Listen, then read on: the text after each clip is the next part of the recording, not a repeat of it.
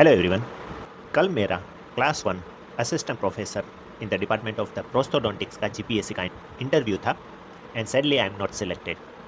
But I want to share the experience with you because बहुत सारे students के ये डाउट आ रहे हैं कि हाउ वाज योर इंटरव्यू, क्या क्या क्वेश्चन पूछे थे, कैसे आंसर किया। बिकॉज इंटरव्यू में मेरे सबसे ज़्यादा मार्क्स है, तो लोगों के ये बार बार क्वेश्चन पूछ रहे हैं कि किस तरह से आपने आंसर दिया था, कौन कौन से क्वेश्चन पूछे, किस तरह से प्रोसेस होता है। सो एंट्री के लिए आपको एंट्री कार्ड, जो आपका कॉल लेटर होता है आपका, वो लेके आपको जाना होता है। उससे आपको एंट्री मिलती है। एंट्री के बाद सबसे पहले आपका रेंडमाइजेशन होता है, आपके डॉक्यूमेंट वेरिफिकेशन होते हैं एंड आपके जो नंबर होते हैं वो रेंडमाइज कर देते हैं, ताकि कोई भी नंबर पे कोई भी बंदा जा सकता है इंटरव्यू के लिए। सो ये फिक्स्ड नहीं होता है कि रेंडमाइजेशन चीट से होता है। चीट निकालते हैं, जो आपका नंबर आया उस ऑर्डर में आपको इंटरव्यू के लिए जाना होता है। अंदर जब हम एंटर करते हैं तो क्लास वन के लिए जो इंटरव्यू होते हैं उसमें हमारे इंटरव्यू में एक जीपीएससी के जो ऑफिसर होते हैं और 3 हमारे स्टाफ्स थे मेरे इंटरव्यू में। क्या क्वेश्चन पूछे थे, बिकॉज बहुत सारे लोगों के यही क्वेश्चन है कि आपको क्या क्वेश्चन पूछे थे, किस तरह से आपने आंसर दिया था। तो जैसे ही आप इंटरव्यू के लिए एंटर करते हैं, आपको सबसे पहले अपने आप को इंट्रोड्यूस करना होता है। मैंने अपने आप को इंट्रोड्यूस किया। वहाँ पे एक कोड होता है जो आपको बोलना होता है। आप अपना नाम नहीं बोल सकते हैं, आपको कोड से अपने आप को रिप्रेजेंट करना होता है। कोड बोल के आपने कहाँ से पोस्ट ग्रेजुएशन किया है एंड अभी आप क्या कर रहे हो, मैंने ये बता दिया। फिर मेरा इंटरव्यू स्टार्ट हुआ।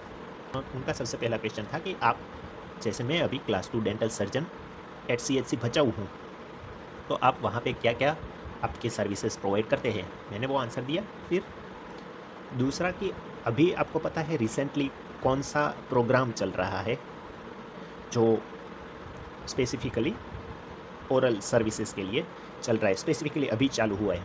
मुझे ज़्यादा आइडिया नहीं था, मैंने मना कर दिया। फिर उन्होंने करंट अफेयर्स के बारे में एक क्वेश्चन पूछा था कि आपको पता है कि अभी एक लोकतांत्रिक देश, एक डेमोक्रेटिक देश की पूरी सरकार बदल गई बिकॉज़ वहाँ पे लोगों को अच्छी डेंटल ट्रीटमेंट नहीं मिल पा रही थी, इसलिए लोगों ने पूरी सरकार उखाड़ फेंकी और नई सरकार बना दी। क्या आपको ऐसा देश का नाम पता है? मुझे पता नहीं था, बट मुझे थोड़ा थोड़ा आइडिया था कि फ्रांस में अभी कुछ दिनों पहले पूरी सरकार चेंज हो गई, क्योंकि ओपोजिशन ने उनके ऊपर ने उनका भरोसा नहीं था सरकार पे, ओपोजिशन का कोई भी भरोसा नहीं था, तो पूरी सरकार चेंज हो गई। ऐसा कुछ मेरे दिमाग में आया था, तो मैंने बताया कि मैंने सुना है अभी हाल ही में फ्रांस में ऐसा कुछ हुआ है। So my answer was clearly wrong, but she say yes, उसके आसपास की ही कंट्री है, फ्रांस में भी ये हुआ है, बट मेजरली दूसरी एक कंट्री में हुआ है। Okay, then she was like, how do you treat the patient, आपके वहाँ कौन कौन सी ट्रीटमेंट अवेलेबल है, आप CHC भचाऊ में जॉब करते हैं तो वहाँ पे कौन सी ट्रीटमेंट अवेलेबल है, एंड अगर आपके पास ट्रीटमेंट के लिए इक्विपमेंट्स नहीं है होते हैं तो आप किस तरह से उस पेशेंट को हैंडल करते हैं। मेरा आंसर था कि मैं वहाँ पे रेफ़र कर देता हूँ। बेसिकली मैं एक प्रोस्थोडोंटिस्ट हूँ, तो गवर्नमेंट में प्रोस्थोडोंटिस्ट को ग्रांट मिलती है एट CHC लेवल। मैं डेंचर्स एक्सट्रैक्शन, स्केलिंग, डायग्नोसिस, ये सब सर्विसेज प्रोवाइड करता हूँ। और फिर थियरी में क्या क्वेश्चन पूछते हैं, बहुत डिटेल में, ज़्यादा PG लेवल का कुछ थियरी में नहीं पूछते हैं, सिंपल क्वेश्चन पूछते हैं। थियरी में मुझे पूछा गया था कि बताइए different type of what is relining, ये उनका क्वेश्चन था कि रीलाइनिंग क्या होता है। फिर what is the difference between natural and complete denture, natural dentition and complete denture के बारे में डिफरेंस बताइए। एक क्वेश्चन था कि आप CHC भचाऊ में, CHC में काम करते हैं और डेंचर बनाते हैं, तो बेसिकली आप जेरियाट्रिक पेशेंट को ट्रीटमेंट दे रहे हैं। How will you tackle those patients, आप किस तरह से उनको न्यूट्रिशन के लिए आप उनको कैसे एजुकेट करेंगे। लास्ट में उन्होंने पूछा कि प्रोटीन पर डे प्रोटीन कितना देना होता है, वो मुझे नहीं पता था, तो मैंने क्लियरली मना कर दिया। अदरवाइज सारे आंसर मैंने अपने हिसाब से दे दिए थे। फिर उन्होंने पूछा कि आपको क्यों AP में एडमिशन लेना है, क्यों आपको AP में क्यों आपको जॉब चाहिए, and my direct answer was teaching, because मुझे पढ़ाना पसंद है, मुझे अपना नॉलेज या मुझे जो भी एक्सपीरियंस है वो शेयर करना पसंद है। देन उनका क्वेश्चन था कि अगर ठीक है, कौन कौन से वे है डिफरेंट जिससे आप लोगों को पढ़ा सकते हैं, एंड क्या क्लासिफिकेशन है टीचिंग मेथड के। क्लासिफिकेशन मुझे पता नहीं था, मैंने क्लियरली मना कर दिया। फिर एक क्वेश्चन था कि अब अगर आपके पास कोई पेशेंट आता है, आपने ट्रीटमेंट कर दिया, वो बार-बार पेशेंट अगर आता है, कॉन्स्टेंटली बार-बार आता रहता है, तो आप ऐसे पेशेंट को कैसे हैंडल करेंगे? एंड उस टाइम पे मेरा आंसर ये था कि क्योंकि पेशेंट बार-बार आ रहा है, सबसे पहले मैं कॉज़ फाइंड करने का ट्राई करूँगा, जो प्रॉब्लम है उसको फाइंड करने का ट्राई करूँगा। But then if there is no symptoms, there is no sign of any kind of abnormality or pathology, then there can be some problem with psychology of the patient और ऐसे cases में उनको psychiatrist के पास refer कर दूंगा। This was my answer. Plus उनका एक question ये था कि हाउ, आपको पता है कि एपी में आप अप्लाई कर रहे हो तो एपी के लिए रिसर्च करना पड़ता है।